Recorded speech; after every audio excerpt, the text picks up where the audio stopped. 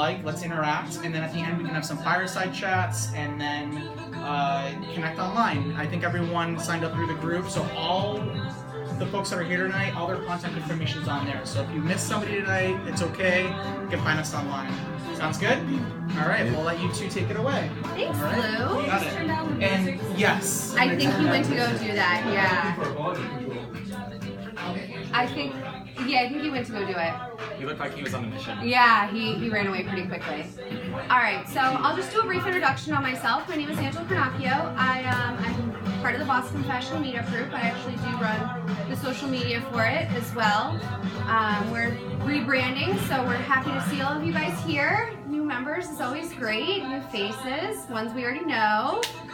A little bit about myself when it comes to social media. I am a writer. I've been a writer since I was 5. And that's what I've always done. It's been my passion, and I'm a broke soccer player looking to write, and I met a Sports Illustrated journalist probably about 4 years ago. And he told me either to get online or to get left behind. I was like, okay. I have a column in, some of you have seen my column, I have a column called Socially Seen in the Boston Post-Gazette. It's a physical newspaper, and it does nothing for me unless I share it online. So everything is online these days, and we have been forced to conform, and that is what I have done. So I started out taking my column online as Scene&Style, excuse me. And what I generally do right now is I'm posting live from fashion shows. I do post from concerts and other events, but I do focus on fashion right now. So that is one of the things that I'm doing. And what I will do with that is I will preview going into the fashion show. Maybe a photo of the designer that's coming up, the actual venue, and I'll make sure that I'm posting the time, the date, and when I'm in that post, I'm listing the actual Liberty Hotel fashionably late type of situation. So when I'm there, I'm posting live, which is something a little new and different. You know, you're supposed to keep your posts pretty small and petite, but when I'm there, I'm finding a lot of my followers are enjoying that I'm sharing the collection of the designer. Saying a little bit about, you know, the accessories that are also there that night. Posting all those kinds of information is one thing, versus some things when you're making a small post for just a brand, for an actual pair of pants. You can keep it short and simple. But being on live is a little interesting because people are able to engage in that moment versus just a brand post. Like what I'm doing, people are engaging with me in that moment, saying, great, what's up next? Who's the next designer showing? When does the show end? Can I still get in? Like that's an opportunity to still be with these people right then and there, engaging with these followers. So that's a different aspect to some of the opportunities that social media does bring. So a lot of people are not aware of how to run their social media accounts sometimes. But one of the biggest things I would have to say is I'm going to give you guys 10 quick tips. And one thing that I focus on is social media changes every day. There's a new platform, there's a new hashtag, there's a new something. I don't know, how many Pokemon has everyone caught today? Like, there's a new something always going on with social media. So Google is your best friend. Google, Google, Google, because Google will bring up what's trending, what's new. Google is social media practically. Number 2, play around with your social media until you find what your followers like. Like if you have a swimsuit brand, maybe posting pictures of the beach works for you versus posting a picture at a park. You don't really wear your bathing suit to the park. So instead of saying Happy Friday from a park bench, say Happy Friday from a beach chair.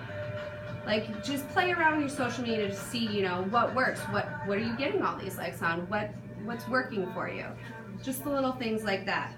One thing that I've learned recently that is really helping people out, if you have a website, share your web address always, kind of just at the bottom. Instagram, it doesn't really work for you because you can't click on it. Any other post, if you put your web address at the very bottom, it gives you Google points. Google is actually recognizing that someone has shared your web address, whether it's you or not. Somebody else shares that post of yours, your website address has been shared again. That gives you another Google point. And that's where you get the Google rankings on the website to go up into where someone Googles beachwear. you are up there.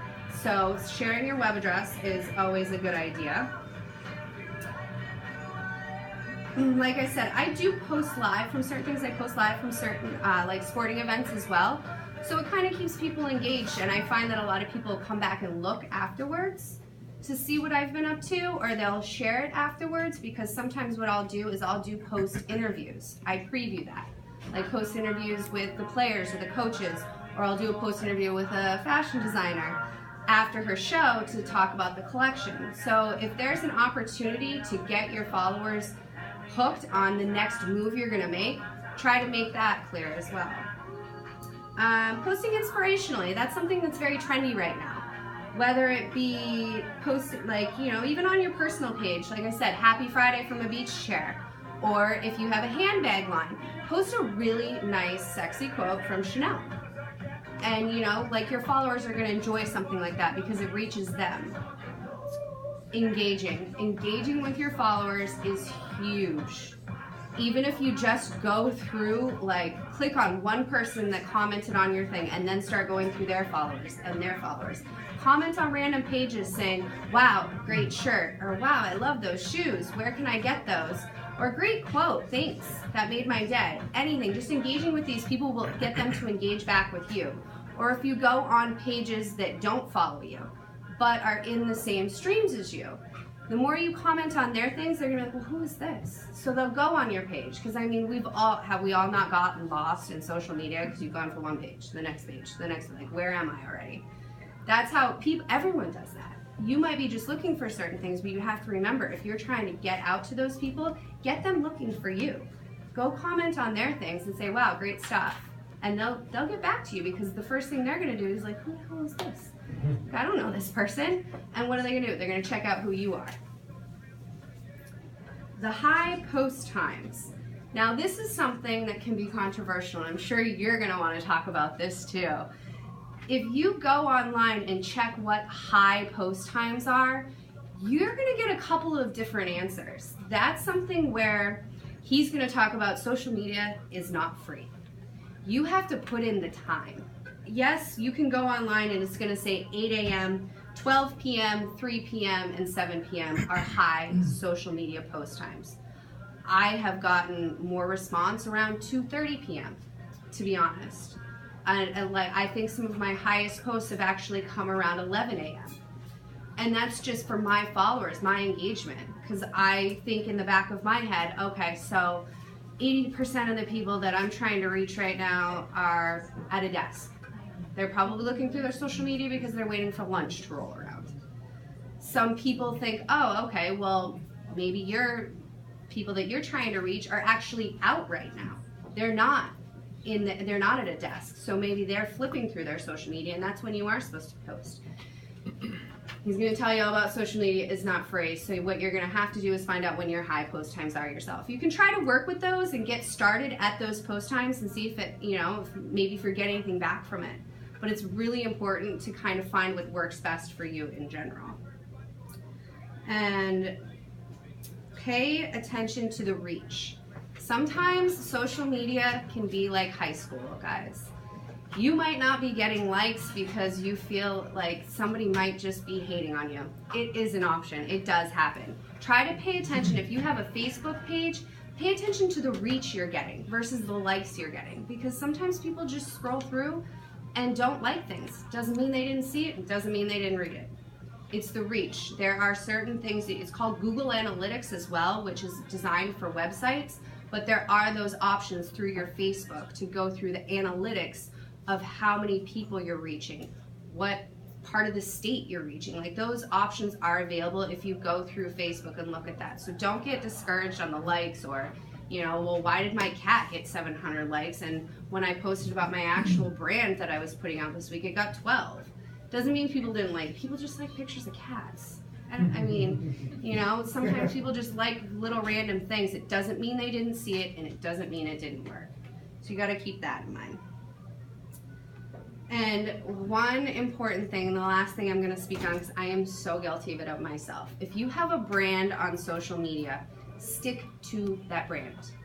We have I am extremely guilty of posting random things that don't fit in my Scene and Style. Sometimes I post a soccer post in my Scene and Style just because I have a lot of followers there and I want people to see that I'm at the soccer game. Not a good idea. You want, when people go on your page, you want them to see your brand. Like, granted, Scene and Style is my personal one. Any of my clients, I do not do that. I make sure it's their brand. We have set up a contract. We post on Monday about their collection coming out. We post on Wednesday about the designer, and we post on Friday about our next event coming up, and that is it. Maybe something here or there that relates to the brand.